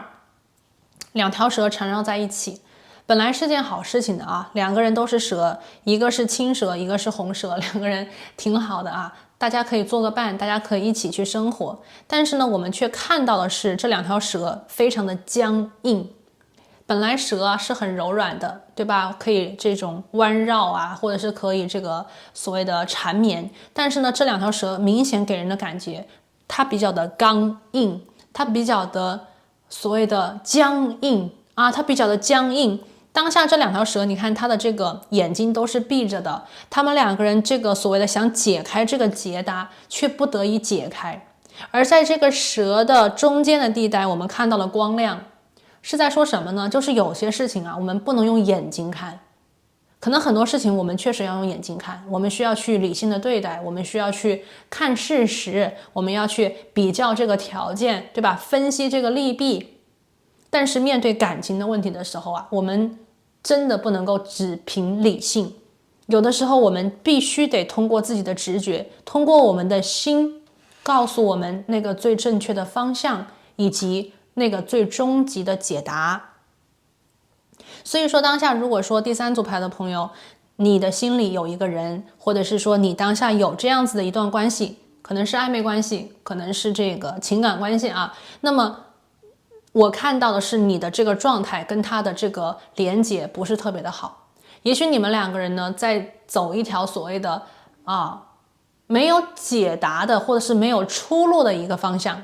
，2个人就是死死的僵在那个地方，关系好不了，但是呢又不舍得放。这张牌呢就是在讲涅槃重生啊，有的时候可能只有去面对这个残忍的真相，或者是我们最不想承认的真相，才能够真正的得以释怀，才能够真正的解救自己，解救我们的爱情。这张牌啊，宝剑3，这个真的是给人感觉像凤凰重生的那个样子啊。虽然这3把剑插在了心头之上，让人觉得很伤很痛，但是这才是真相啊。我们想一想啊，这个医生给我们开药啊，其实医生去开药的时候都有一个过程的，他首先就是要去判断你哪里不舒服，你哪里生病了。这个呢就比较像我们去看向情感当中的宝剑3，首先要知道哪里出现了问题，究竟有没有问题，是不是真的生病了。还是说我们明明不舒服，却骗自己说我没事，我很好？所以说啊，我觉得第三组牌的朋友，如果当下你有一段关系的话，我能够感应得到，宇宙在告诉我啊，就说你们的这段关系需要去改变，至少需要你们去看向这个真相，这段关系一定有一些问题需要你们去解决。而在我们当下看到的这个银兔月里面啊，这个问题的爆发点、能量的最强点、结论的出现，离你们不远了。有些事情也许你们曾经是拖着，不想面对着，但是呢，时间啊，这个月亮的每一天都在改变着，就像你们的能量每天都在变化着。虽然我们每一天当中看不到明显的改变，但是有一天就能够看到从量变到质变的蜕变。OK， 最后的那个改变一定是能够让我们用肉眼看到的。所以我看到第三组牌的朋友，当下啊，我觉得要么呢就是你有一段关系，要么就是曾经有一个人他伤你很深，曾经有一段没有结论的爱情，没有结论的情感关系，刺痛着你的心门，或者是刺痛着你的心房啊。那么结论马上就要到来了啊，结论马上就要到来了，一个终点就要到来了，改变即将出现。好，那么这里呢就是我们今天的一个能量的验证啊，希望这个能量呢就是说能够对应到大家这边。好，那我们接下来就来具体的连接你的下段爱情相关的讯息。第一张牌圣杯一，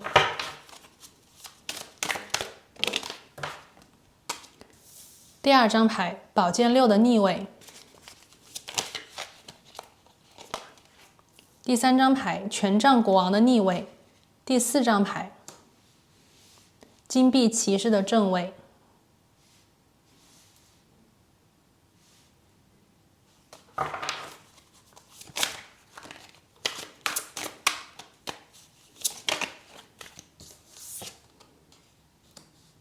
魔法师，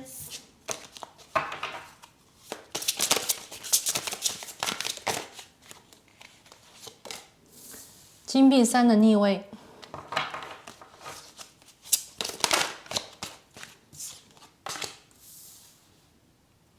宝剑一，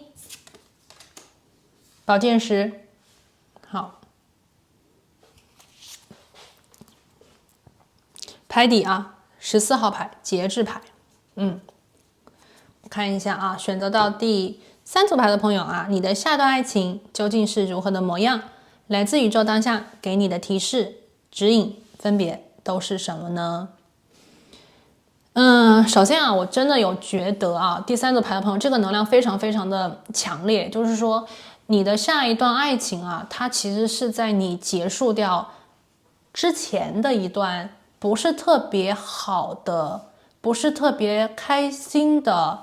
相处起来不是那么顺畅的情感关系之后才发生的一件事情。但是呢，这个能量啊，其实我当下我是觉得还是大多数第三组牌的朋友，就是说你当下的这个我们刚才讲的过去的这个关系啊，我觉得很多朋友其实你可能当下还在进行中，就是说你可能当下自己现在是有一个暧昧对象的，或者是有一个暗恋对象的，有一个相处对象的，有一个朋友打引号的这样子的一个特别的人，他在你左右，在你身边，但是呢，你们的关系确实是存在一些问题，存在一些阻碍的啊。那么你们的关系其实是需要做一个所谓的调整，做一个改变。我这边呢感觉到的就是说，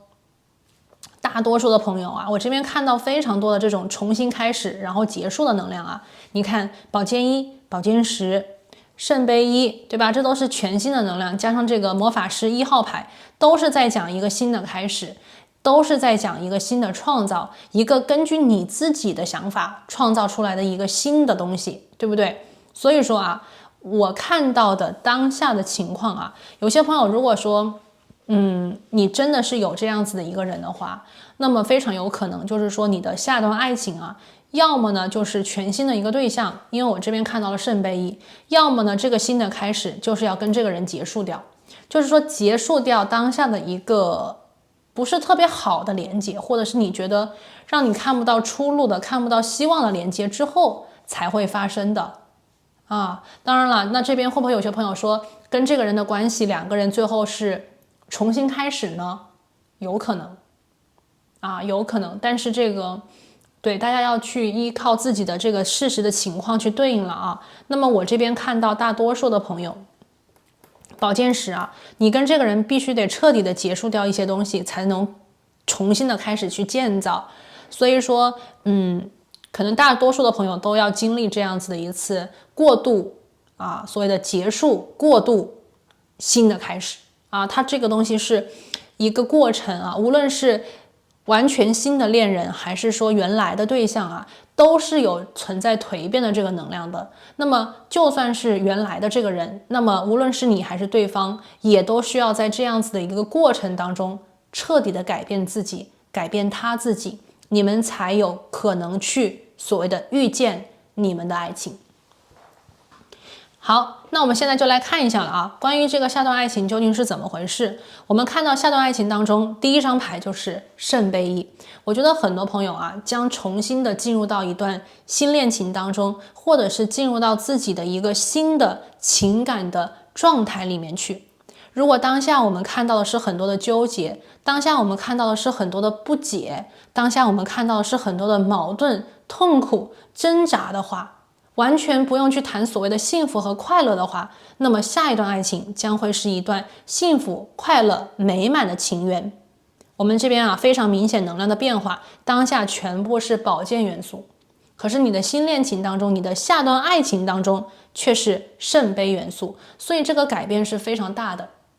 下段爱情一定是真正的爱情，一定是让你觉得 OK 心动了，对方也有感觉，两个人是在谈恋爱，这种啊，我们所谓的不是说看条件，不是说去磨这个相处，而是就是喜欢，非常简单的一个能量啊。我们所谓的简单的爱啊，简单的爱。第二张牌呢是宝剑六的一个逆位，这张牌其实还是对应在当前的一个关系里啊。很多朋友，我觉得你们有一点走不出来啊，有一点走不出来，为什么呢？因为当下的这一段关系啊，可能对你们的这种影响有一点点的大，而且呢，在你们的思想当中，我觉得种入了一个不是特别好的一个种子啊。我这边感觉到有一部分的朋友，当下的这段关系让你们觉得，就是在爱情当中相处怎么那么难呢？在爱情当中怎么感觉到爱一个人那么复杂？不是说好了爱情可以很简单的吗？不是说好了爱情可以让人觉得很快乐、很幸福吗？怎么自己在经历的时候却是如此的迷茫、如此的痛苦啊？那么下一段爱情当中，我们看到这个宝剑六啊，感觉到有一些朋友呢，跟这个人之间啊，可能会有一段时间有一点纠结，有一段时间可能会因为你们的相处、你们的磨合等等相关的事情啊，就有一点跳脱不出来。而这个跳脱不出来呢，也是基于你们可能对于一些事情就想的有一点复杂，或者是觉得自己好像不能够驾驭。这里有一部分的朋友，我听见了自我怀疑、自我犹豫，或者是说有一点不相信，或者是有一点没有希望。你们会经历这样子的一次所谓的磨合期啊，下段爱情当中。那么还有什么样子的能量啊？我们这边有权杖国王的一个逆位，然后呢有一个金币骑士的正位。这两张牌在告诉我，关于第三组牌的朋友啊，你的下一段爱情当中将会遇见的这个感情关系，其实是一个很踏实的感情，很踏实的情感。什么意思呢？这段感情呢，不是那种让人觉得好像是那种很刺激的，或者是让人觉得啊心动无比的，对吧？你非常非常的喜欢他，或者对方非常非常喜欢你啊，都不是。第三组牌的朋友啊，你们的下段爱情其实是比较温柔的啊，比较这种缠绵的，比较这种相濡以沫的感觉。我们这里啊，金币骑士的正位，这段感情关系的这种走向是稳定的，慢慢来的，是温暖的，是温存的，是这种温水煮青蛙的这种感受啊。这张牌是什么呢？这张牌是权杖国王。这张牌在告诉我，这段爱情的核心是两个都不是特别抱有希望的人走到一起，却走得很好。什么意思呢？就是说当下有一部分的朋友这个第三组的，也许你们会觉得说爱情对于你来讲现在已经是有很多的消极的负面的一些因素存在这个爱情的关键字里面，你们对爱情已经不像是以前的理解什么简单单纯什么样子的或者是说两小无猜或者是像初恋一般的那种心动喜欢我觉得你们心里不是这种感觉了，你们在跟当下的这个人相处里面，可能已经觉得好像也没什么意思，或者是你们觉得爱情可能给自己带来的伤痛和难熬要多于爱情的甜蜜和美满。那么接下来的这段爱情里面呢，你们会发现其实自己不是那么快的就能够进入一种恋爱的状态里去。相对应的是什么呢？你们可能会跟这个人一边相处一边怀疑，一边相处一边就是犹犹豫豫那对方可能也有一点这个感觉，他也不是说一下子就要对你狂追，或者是他一下子就要对你掏心掏肺，告诉你他要娶你，或者是告诉你他要嫁给你没有这么的夸张。其实下一段爱情当中的这个恋爱对象呢，也属于那种刚开始的时候并不是很清楚你们两个人的缘分是怎么样子的，刚开始的时候可能更多的也是一种尝试的心态。OK， 也许你也只是尝试的心态，对方也是一种尝试的心态，你们两个人呢就这样子有来有往，或者是有这种相处的机会。但是呢，你们会发现的是，这个人让你觉得不讨厌，而且呢，你在这个人身上挑不出来什么毛病，可以说说笑笑，然后呢，相处起来呢也觉得还比较的简单，相处起来呢也不会给自己找很多的麻烦，是这样子的一段恋情。OK， 那么对方呢，在跟你的这个相处当中，他也觉得说很舒服，不会觉得很难受，不会觉得很尴尬，就觉得好像是两个人可以去聊天，可以去做朋友。所以第三组牌的朋友你的下段爱情，我觉得在你们的刚刚开始的阶段是比较慢速的，在你跟他的刚刚开始的就是互相了解、互相认识、互相聊天的这个阶段是比较慢速的，是比较缓和的，是比较让人觉得有也可以，可能有的时候也会把他给忘了，但是过段时间呢他又回来了，或者是有的时候你走了再过一段时间你回来了，所以是断断续续的相处，断断续续的前进。所以我们看这里宝剑六的一个逆位，我觉得你们会在一个比较原地不动的位置就是盘旋一段时间，而不是一下子就往前，就是往前一点回来一点，再往前一点再退缩一下，然后再往前一点，就是这样一点一点徐徐的缓缓的了解彼此，然后呢对这个人印象就会越来越深刻。因为时间有的时候是非常好的一剂良药，能够让我们安心，能够让我们对这个人有更全面的认识，而不是说冲动，而不是说那种爱情撞击了自己的心脏，然后自己一下子就疯狂。好，那么这段关系呢会有一个转型的地方我们来看一下，这边有一张牌是魔法师，这张牌很有意思我觉得有一部分的朋友其实在跟你下段爱情的这个恋人相遇之后，你们其实一边在跟彼此相处的同时，还在疗愈自己的心，或者是说接收到宇宙给你的一个终极的结论。这个结论是在告诉你某一个人他不是对的人，他是在告诉你某一个人他可能不是你的爱情，甚至告诉你这段关系未必是你苦苦寻找的。所以这个能量呢，其实我会觉得有一部分的朋友你的下段爱情当中的这个对象也有可能在当下是你的一个暗恋对象，或者是当下他是你的一个潜在的朋友，或者是说这个人他在你左右，但是你们没有什么很特殊的缘分和连结，至少这个特别的缘分和连结在当下还没有真正的显化出来。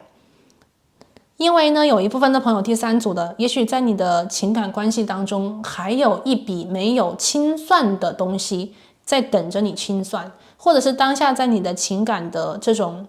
状态当中还有一个人的影子没有真正的就是离开你，而在你去连接下一段爱情之前，以及在这个过程当中，你其实是有一部分的旧能量啊，要等着你去释放、释怀，而当下呢，这个能量的点还没有到达它的结论期，所以呢，我们现在去看你的下段爱情，对于第三组牌的朋友来讲，可能是有一点早的。OK， 是有一点早的，但是没有关系，我们还是来连接这个能量啊。下段爱情，我们看见了魔法师这一张牌呢，让我见到的是很多第三副牌的朋友，在你跟你下段爱情恋人相遇之后，在你们经历了一段有一点长的磨合期之后，你会越来越确定自己的心意。这个心意就是你喜欢他。这个心意就是这个人让你看见了爱情的模样，这个人让你看见了你心中一直苦苦寻找的那个爱情的感觉，他让你看见了那种安心的、放心的存在。你甚至会主动的想打破你跟这个人的朋友关系，或者是说你希望你们的关系不仅仅只是普通的朋友。我们来看一下啊，这边有金币3，这张牌其实在告诉我什么呢？我觉得有些朋友啊，你跟这个人有一点像是，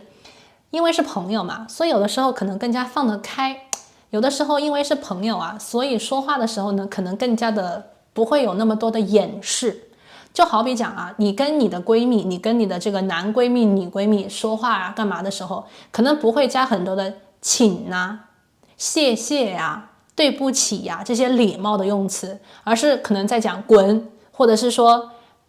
你现在就过来，对吧？祈使句，就是属于那种比较亲密的关系才会这样讲话啊。那么我在金币3这个地方看见的是你的下段爱情啊，因为你跟这个人之间的关系的时间，它有一个时间的跨度，这个时间让你们两个人建立起了信任，这个时间的跨度让你们两个人建立起来了对彼此的一个深度的了解啊。虽然说你们两个人还没有在我们现在的这个能量，就是说还没有进入到什么情侣的这个状态啊，确定关系，但是你们两个人已经非常了解彼此，甚至是渗透彼此的生活，所以你们两个人呢，在这个现实生活中的相处里面比较的随意，有的时候会吵架，有的时候会骂人，有的时候可能会就是我们所谓的有一点打情骂俏的味道，但是又不至于那么的暧昧啊，就是这种感觉。所以说金币3的逆位，我看见的是你们两个人在生活当中是有一定交集的，而在这个交集当中，两个人可能又有一点矛盾和冲突，但是呢，这个矛盾跟冲突又是你们两个人进一步了解彼此、了解各自不同的一个契机，好不好？这边我看到这种啊，所以呢，第3组牌的朋友，你的下段爱情这个人呢，他很特别，他走入你生活的方式比较的微妙，比较的潜移默化一点啊，让你察觉不到这是一个爱情的降临，更多的是普通的一个朋友，更多的是一个所谓的生活当中的一个伙伴啊，甚至是还有一点所谓的讨人厌的一个人。 OK， 是有些朋友眼中的或者是口中的讨人嫌啊。但是呢，你们两个人会在相处当中，我这边看到的啊，认清楚其实他是一个特别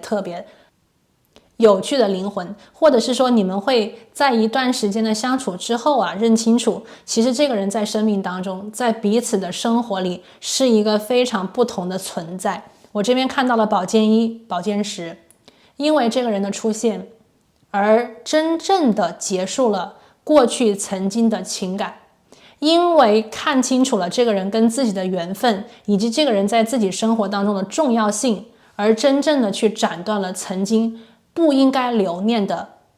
情怀，也就是对这个旧人的一些纠结啊、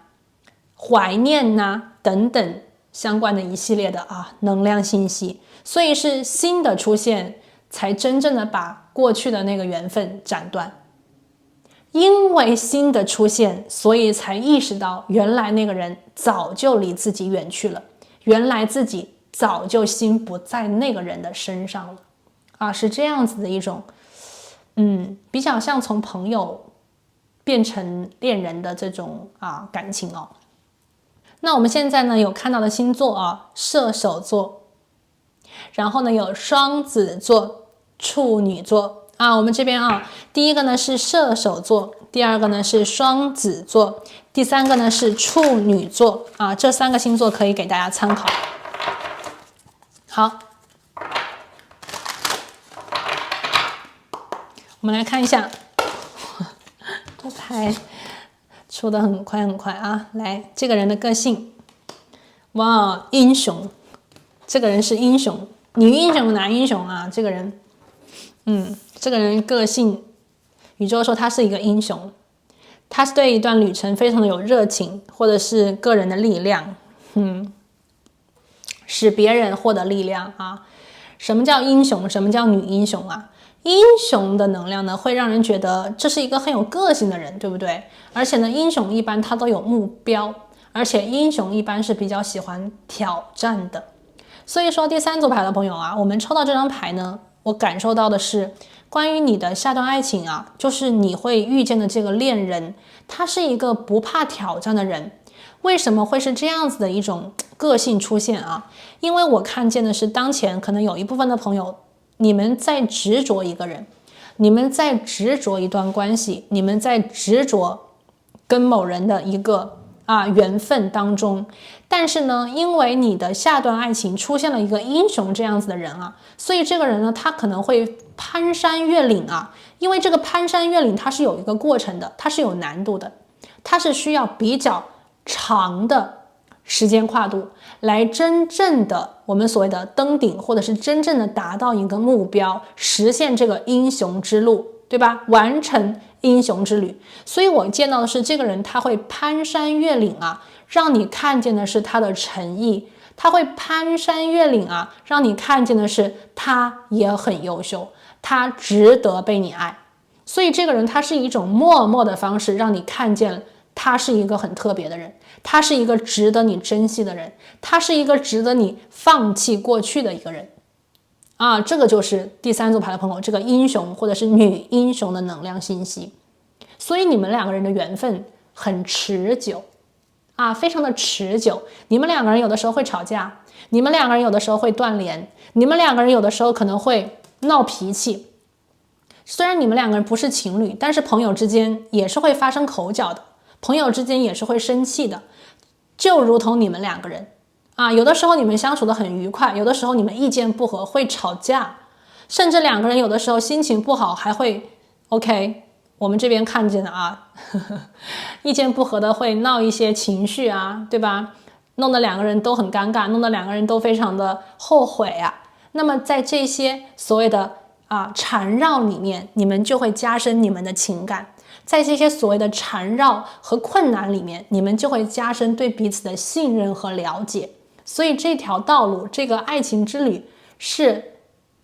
上上下下起起伏伏的，时而快时而慢，时而好时而坏，但是这样子的一段旅程啊，就是温水煮青蛙，慢慢的煮，慢慢的泡，慢慢的熬，最后呢，你们就会发现其实2个人早就已经认定了彼此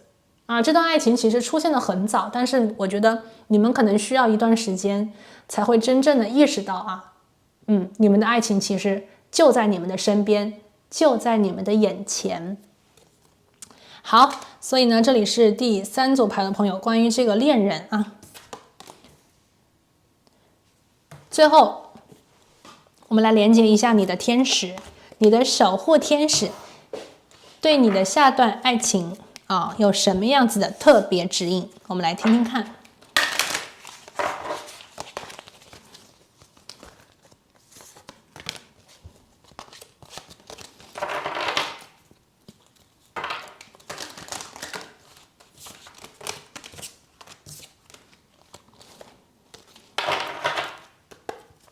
好，宇宙告诉我，选择第3副牌的朋友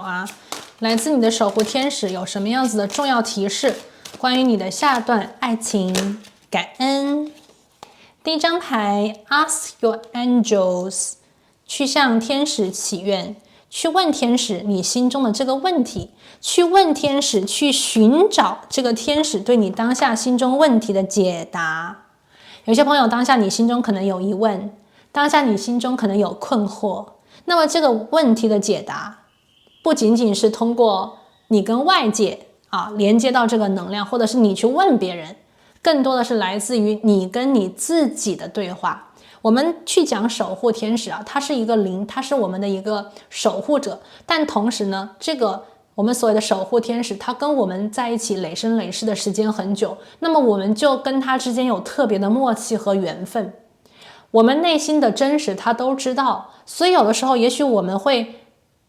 不了解自己，甚至是骗自己，但是这个守护天使却不会。所以当下如果有些朋友对你现在的这段关系，或者是你当下心中的一个疑问